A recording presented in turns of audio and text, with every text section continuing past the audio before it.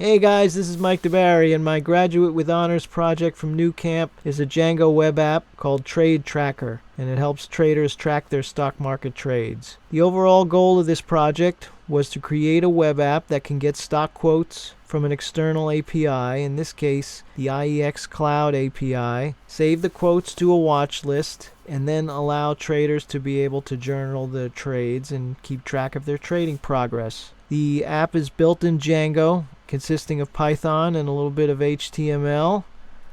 So over here are the views.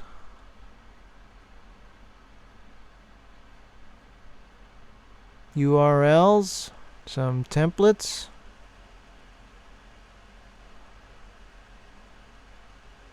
And the models. So this app uses two models, a quote table for the watch list and a stock table for the portfolio positions. I'm using Postgres for the database, and I'm also using Docker Compose to run both the app and Postgres in separate Docker containers. For the stock chart over here, I used pandas to convert the JSON from the external API into a data frame, and then matplotlib and MPL Finance to render the data frame as a candlestick chart. The main challenge I had in getting this project to work was in calling the external API and then parsing through the data through the JSON response. I found that separating the API call function from the views helped to get a clearer picture of what was going on, and then I could figure out how to parse through the data a little more effectively. Another major challenge I had was figuring out how to remove my secret API key from the app files while still getting the app to run in the Docker container. I was able to accomplish this by using a package called Python Decouple that allows you to import the key in from a separate file,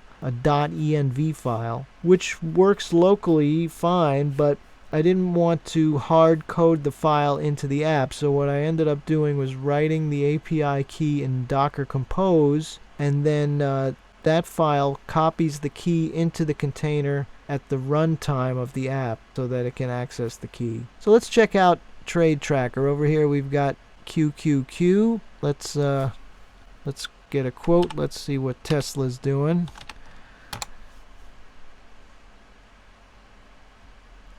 Not too bad. Let's add it to the watch list.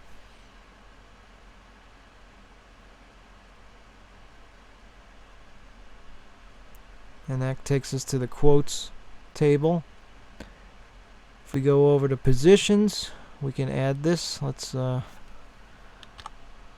make a trade here.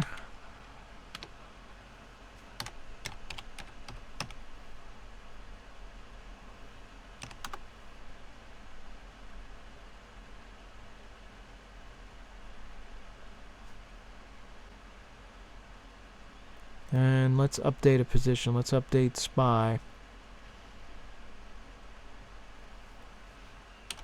We sold this for 420 something.